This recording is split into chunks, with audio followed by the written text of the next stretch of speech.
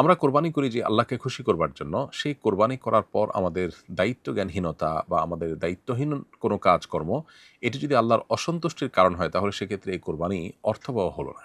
আজকাল দেখা যায় অনেকেই যেখানে সেখানে পশু জবাই করার পর পশুর যে রক্ত, সেটা ভালো করে ধুয়ে পরিষ্কার করেন না। বরং রাস্তাঘাটে পশুর রক্ত পরবর্তীতে পড়ে থেকে শুকিয়ে সেখানে প্রচণ্ড দুর্গন্ধের সৃষ্টি হয়।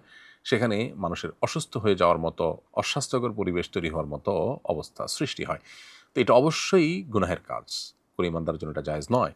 যেখানে রাস্তায় কষ্টদায়ক কিছু কেউ ফেলে রাখলে, এমন কিছু যদি ফেলে রাখে যা মানুষের কষ্টের কারণ হয়, অসুবিধার কারণ হয়, সেটা তুলে ফেলাটা ঈমানের অঙ্গ, হাদিসে সুনির্দিষ্ট করে বলা হয়েছে।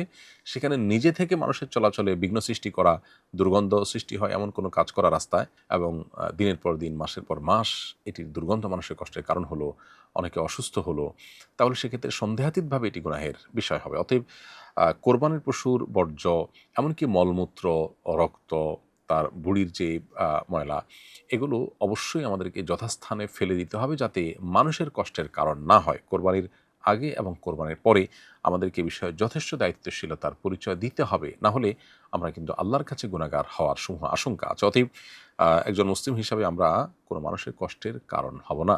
নবী করিম সাল্লাল্লাহু আলাইহি ওয়াসাল্লাম বলেছেন, আল মুসলিম মান সালিমাল মুসলিমুনা মিন লিসানিহি ওয়া ইয়াদিহি। যে মুসলমানের হাত এবং মুখ দ্বারা অন্য মুসলমান নিরাপদে থাকে, কারো কষ্টের কারণ না হয়, তিনি হলেন সত্যিকারের মুসলমান। অতএব আমাদের কোরবানির পশুর বর্জ্য, সেটা জবের আগে মলমূত্র হোক আর জবের পরে রক্ত বা অন্যান্য বর্জ্য হোক, এগুলোকে পরিষ্কার করা, যথাস্থানে ফেলা, এটি আমাদের নৈতিক এবং দ্বীনি দায়িত্ব, ঈমানি দায়িত্ব। আমরা সেই দায়িত্বটাকে যথাযথভাবে পালন করার চেষ্টা করব। না হলে এই কোরবানি আমাদের অর্থহীন হতে পারে, বরং গুনাহের কারণও হতে পারে। আল্লাহ আমাদেরকে বোঝার তৌফিক দান করুন।